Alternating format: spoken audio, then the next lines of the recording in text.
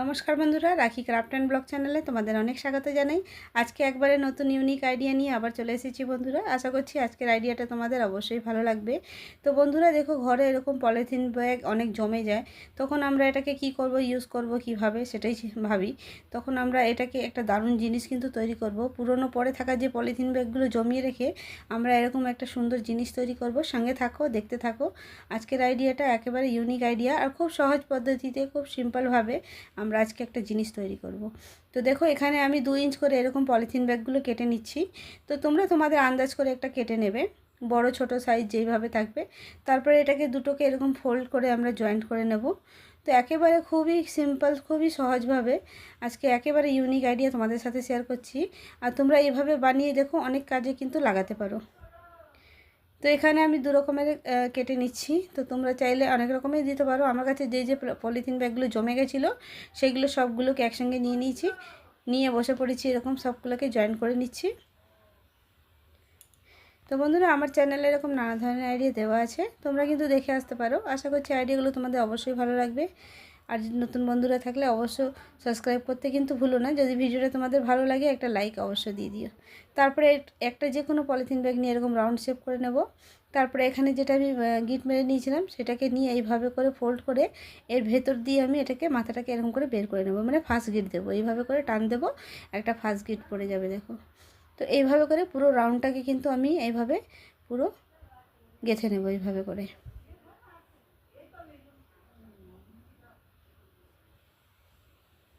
তো দেখো, এইভাবে করে পুরোটা কিন্তু বানিয়ে নেব। তো বন্ধুরা, একেবারে ইউনিক আইডিয়া, দেখতে থাকো, খুবই ভালো লাগবে। খুবই কম সময়ের মধ্যে আর খুব সুন্দর একটা জিনিস কিন্তু আমরা নিজেরাই তৈরি করে নিতে পারি।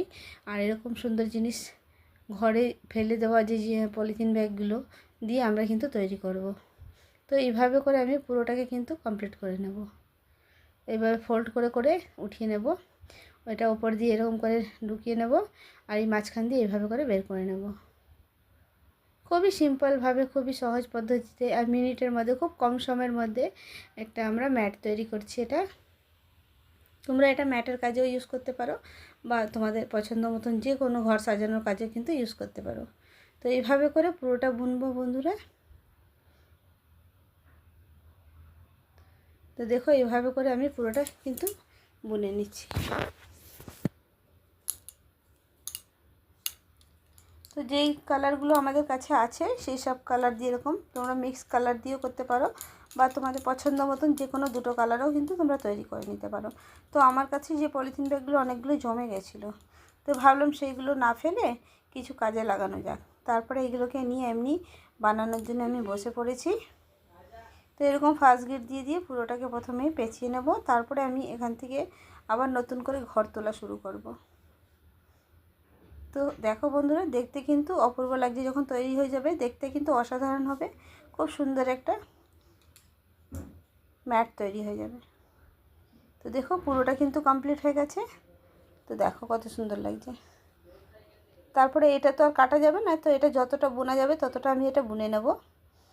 এইভাবে করে পুরোটাকে কিন্তু আমি বুনে নেব। তারপরে আমি এখানে আরেকটা কালারের পলিথিন ব্যাগ নিয়ে নিয়েছি, আর এটাকেও সেম পদ্ধতিতে এরকম করে আমি পেঁচিয়ে, মানে গিট দিয়ে দেবো ফার্স্ট গিট।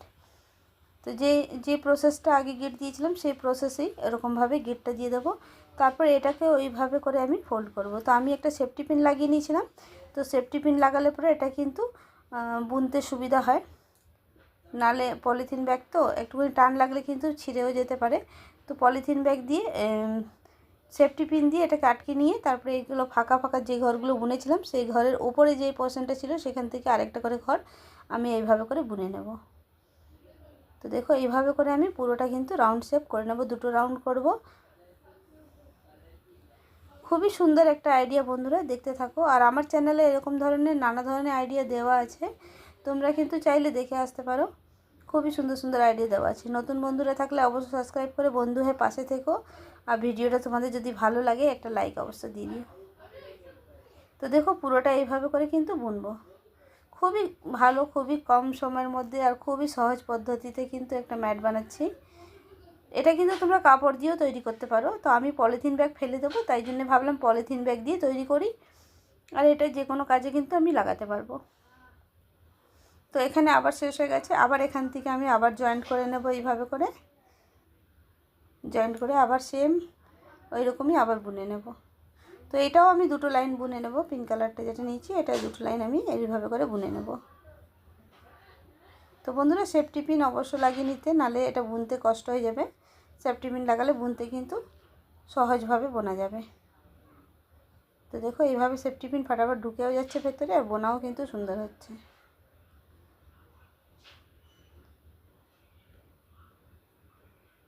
তো দেখো কত সুন্দর লাগছে দেখতে। আর তোমাদের কাছে আরও কালার থাকলে, নানা ধরনের কালার থাকতে, একটু কালার কম্বিনেশন করলে আরও দেখতে কিন্তু সুন্দর লাগবে।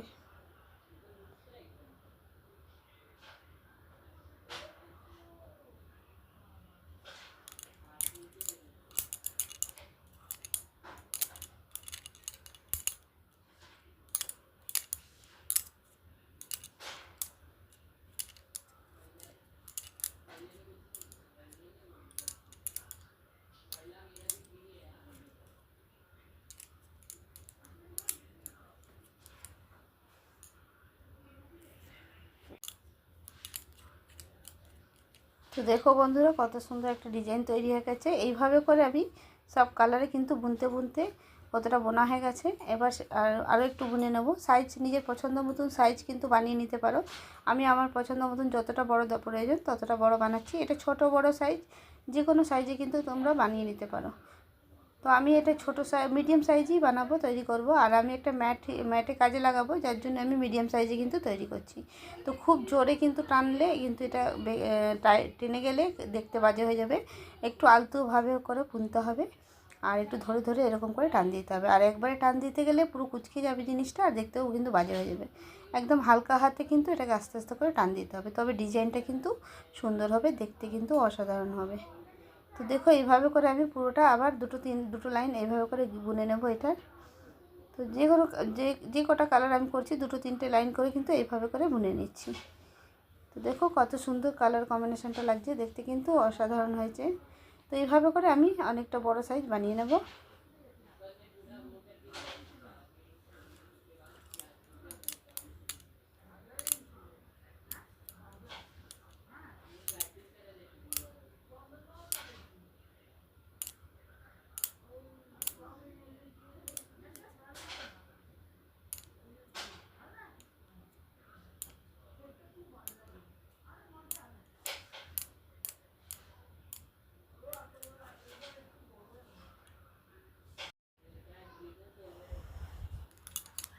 তো দেখো এইভাবে করে আমি পুরোটা কিন্তু কমপ্লিট করব।